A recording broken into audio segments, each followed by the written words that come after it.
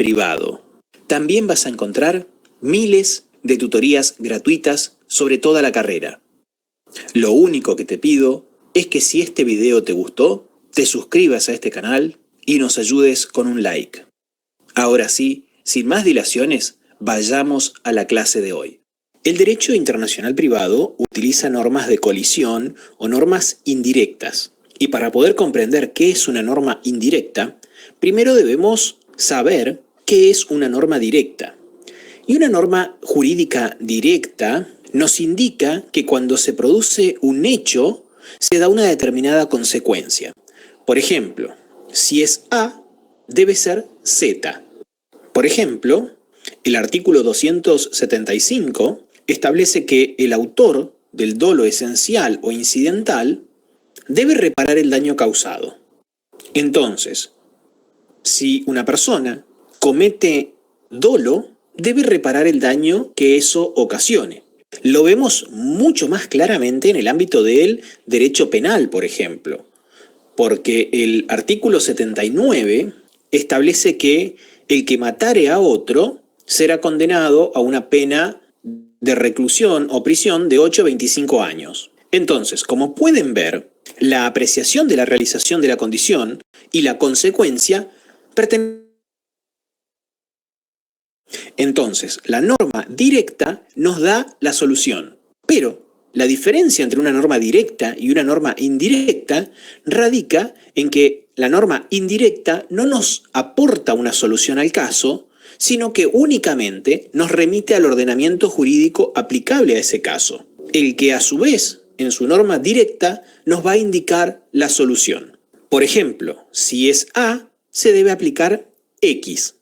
Por ejemplo, RENAV reduce los tiempos de entrega de tu DPI. Ahora en menos tiempo puedes tener tu DPI. En la ciudad capital de... Por ejemplo, según el artículo 2667, los derechos reales sobre inmuebles se rigen por la ley del lugar de su situación. Entonces, para realizar su cometido, la norma indirecta utiliza lo que se conoce como punto de conexión. ¿Pero qué es un punto de conexión? Bueno, podemos pensar que el punto de conexión, valga la redundancia, conecta un caso con un derecho aplicable. Por ejemplo, cuando decimos que la capacidad se rige por la ley del domicilio, el punto de conexión es el domicilio, que nos permite conocer la ley aplicable a la cuestión que se nos presenta. Entonces, el punto de conexión se basa en elementos de extranjería, es decir, elementos de un caso que tienen la posibilidad de vincular ese caso con un ordenamiento jurídico extranjero. Entonces, cuando encontramos elementos de extranjería que son relevantes, los vamos a utilizar como punto de conexión, porque el punto de conexión es un elemento de extranjería que es considerado relevante por el sistema jurídico y tiene por finalidad vincular el caso con el ordenamiento jurídico que nos da la solución al problema que tenemos en el antecedente legal. Es decir, que los elementos de extranjería que son considerados como relevantes funcionan como puntos de conexión para resolver distintos casos. Y vamos a ver cómo clasificamos a los puntos de conexión. En un primer momento los vamos a clasificar en personales, cuando, por ejemplo, contemplan la nacionalidad, el domicilio o la residencia de la persona. También pueden ser reales, cuando se refieren a la situación de los bienes, como por ejemplo su ubicación y su registro. Y también pueden ser conductistas, cuando enfocan sucesos, como por ejemplo el lugar de celebración o cumplimiento de un contrato. Y en un segundo momento podemos hacer una clasificación más minuciosa y vamos a ver que existen, en primer lugar, puntos de conexión simples. Y el punto de conexión simple es el que nos remite, para el caso, a una sola legislación aplicable. Por ejemplo, el artículo 2667 establece que los derechos reales sobre inmuebles se rigen por la ley del lugar de su situación. Es decir, que en este caso el punto de conexión es uno solo. Para nuestro ordenamiento, los derechos reales sobre inmuebles se rigen por la ley del lugar donde están situados. Ahora bien, también vamos a encontrar que los puntos de conexión pueden ser múltiples. Es decir, que vamos a tener varios puntos de conexión y no solamente uno. Y dentro de los múltiples vamos a encontrar a los no acumulativos y a los acumulativos. En los no acumulativos tenemos distintos puntos de conexión, pero solamente se elige uno. Y para hacer la elección, nuevamente vamos a encontrar dos opciones. Pueden ser alternativos o subsidiarios. En el caso de los alternativos, el criterio es uno u otro, y se puede priorizar cualquiera de los puntos de conexión posible. Por ejemplo, el artículo 2630 establece que el derecho a alimentos se rige por el derecho del domicilio del acreedor o del deudor alimentario, el que a juicio de la autoridad competente resulte más favorable al interés del acreedor alimentario. En cambio, en el caso de los subsidiarios, la norma establece un orden de prioridades. Por ejemplo, establece que, en defecto de elección por las partes del derecho aplicable, el contrato se rige por las leyes y usos del país del lugar de cumplimiento. Entonces, como pueden apreciar, en el primer caso tenemos distintas opciones y se puede optar por cualquiera de ellas. En cambio, en el segundo caso podemos ver que hay un orden de prioridades. Si no se puede tomar la primera opción, se toma la segunda y si no, la que sigue. Ahora bien, en el caso de los puntos de conexión múltiples acumulativos, los puntos de conexión existentes funcionan al mismo tiempo. Y acá vamos a encontrar dos opciones nuevamente.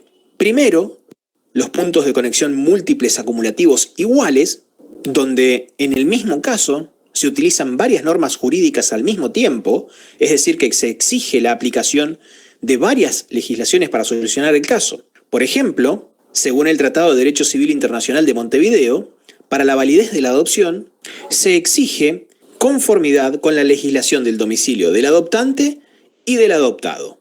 Es decir, que para que una adopción sea válida, debe haber conformidad de ambas legislaciones. Y para ello vamos a tomar los elementos más exigentes de cada una de estas legislaciones. Por ejemplo, si la ley de un Estado exige como edad mínima para adoptar la de 25 años y otro Estado exige como edad mínima para adoptar la edad de 30 años, usaremos esta edad, porque los 30 años es condición suficiente en ambos ordenamientos. No alcanza con que la persona tenga 27 y tenga capacidad para adoptar en uno de los ordenamientos. Y dentro de los puntos de conexión múltiples acumulativos, también vamos a encontrar a los desiguales, donde hay más de un punto de conexión, se va a utilizar más de un punto de conexión, pero acá se compara y se elige una norma sobre la otra por comparación entre ellas. Por ejemplo, en el ámbito de la propiedad intelectual, nuestra ley de propiedad intelectual establece que la protección que la ley argentina acuerda a los autores extranjeros no se extenderá a un periodo mayor que el reconocido por las leyes del país donde se hubiere publicado la obra. Si tales leyes acuerdan una protección mayor, regirán los términos de la presente ley. Fíjense que tenemos dos opciones: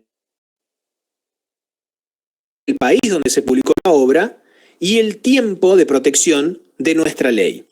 Si el tiempo de protección del lugar de publicación de la obra es mayor al tiempo de nuestro país, se utiliza nuestro tiempo. Ahora, si el tiempo de protección que otorga el país donde se publicó la norma es menor que nuestro tiempo, se utiliza ese tiempo de aquel estado. De esta manera llegamos al final de la clase de hoy.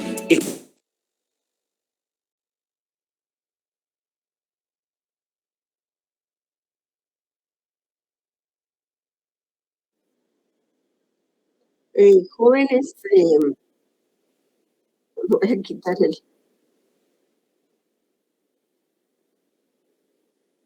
el... jóvenes, le agradezco, no sé quién fue el compañero que me dio el artículo 86, pero sí es el artículo 185 y el 186 el que se aplica al principio de locus reis citare. Bien, jóvenes, hasta el miércoles. Ahí leen esa parte del código que les recomendé, por favor. Ok, licenciada, feliz tarde. Feliz tarde, licenciado. Feliz tarde, licenciado. Gracias. Feliz tarde.